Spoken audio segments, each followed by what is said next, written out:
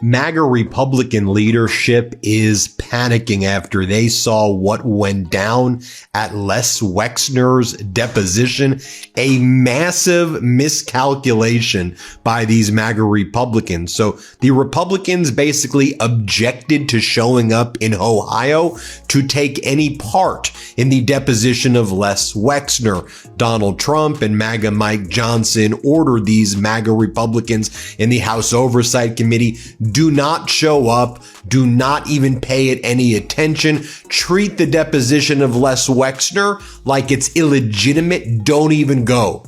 The Democrats were like, great, we're going to go and we will use the whole deposition to ask tough questions. And the Democrats did a brutal cross-examination of Les Wexner. By now, you probably have seen the moment we reported about here on the Midas Touch Network, where Les Wexner's own lawyer says, shut the F up. If you keep effing talking, I'm going to effing kill you.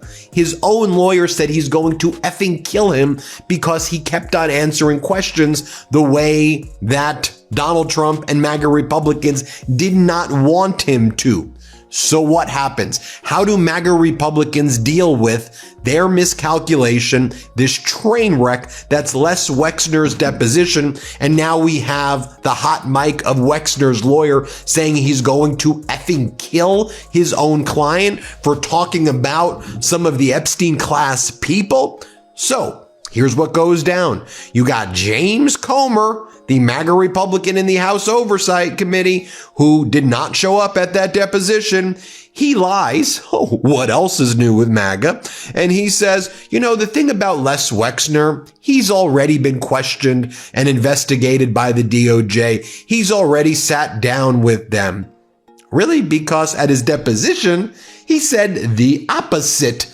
He said the opposite, Comer. But here's what Comer says on state regime media. Play this clip. The Department of Justice looking at the unredacted version of the documents. Who all has the Department of Justice questioned before? And obviously we deposed someone this week, Les Wexner, who was one of the co-conspirators, but he's already been investigated by the Department of Justice. We're trying to focus now on the investigation on who has never been questioned by the Department of Justice, and how did, number one, Epstein accumulate so much wealth, and number two, how was he able to surround himself with so many rich, famous, and powerful people? And hopefully we'll be able to get some answers on that.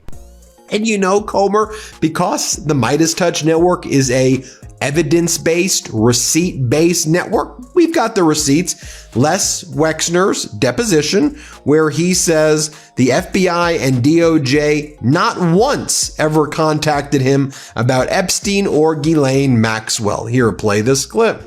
That's a history. So real briefly, did the FBI or Department of Justice ever directly speak to you about Epstein or Maxwell? Has the FBI or DOJ ever directly contacted you or spoken to you about Epstein? Not to my knowledge. Never.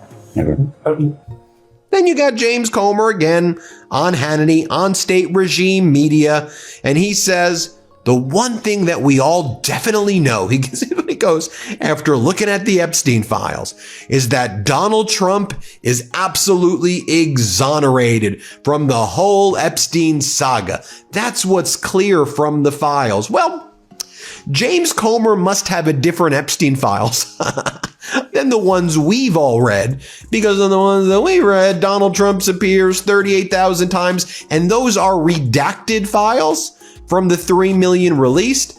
There are 3 million unredacted files that we don't have access to. Then there may be as much as 50 terabytes of Epstein files that are being concealed with potentially 1 million references to Donald Trump on them. I'll repeat that, 1 million references. But here's James Comer on state regime media saying, well, we've seen no bad doing by Donald Trump.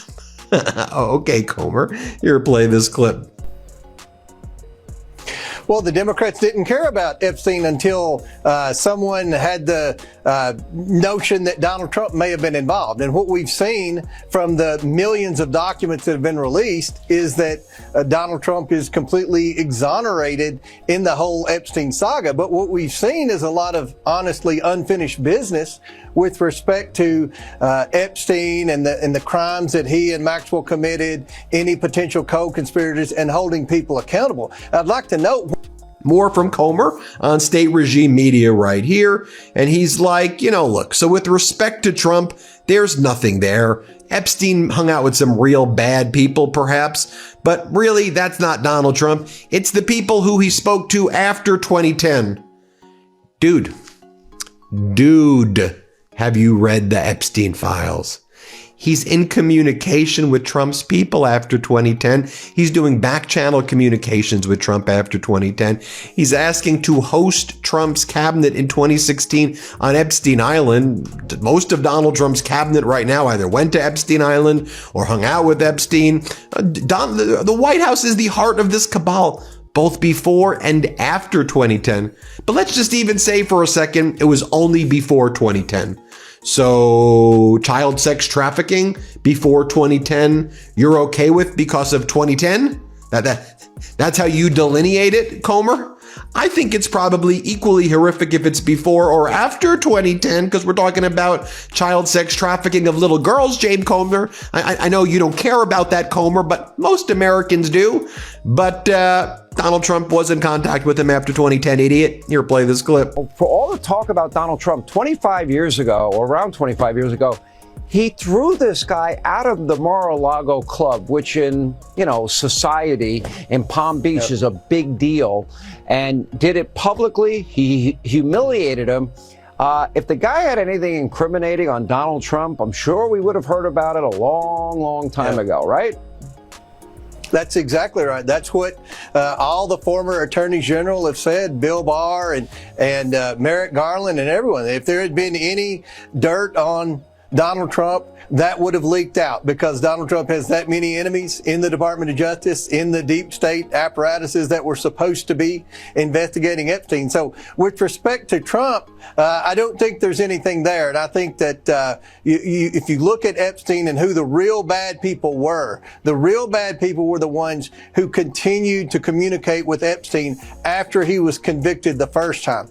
And that's where the real bad behavior took place. That's where you have to really question anyone that was ever around Epstein. If you continue to associate with Epstein and Maxwell post the conviction in 2010, then you have some questions that need to be answered. And we're looking at what the Department of Justice did. That's one of the things I've been doing, going into the Department of Justice, looking at the unredacted version of the documents.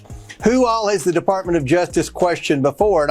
More from James Comer right here, where he's like, what we need to really figure out is that Prince Andrew network with Clinton. Here, play this clip. I'd like to note what Britain charged Prince Andrew on, what they arrested him on, didn't have anything to do with sexual crimes. It had to do with potential treason. And that's one of the questions that we have in our investigation is, how was Epstein able to surround himself with so many influential people like Prince Andrew and the Clinton family and others, in Saudi princes and people all around the world? And was there any type of spy ring that was going on? That's a serious question that's never been answered, and hopefully we'll be able to get the truth.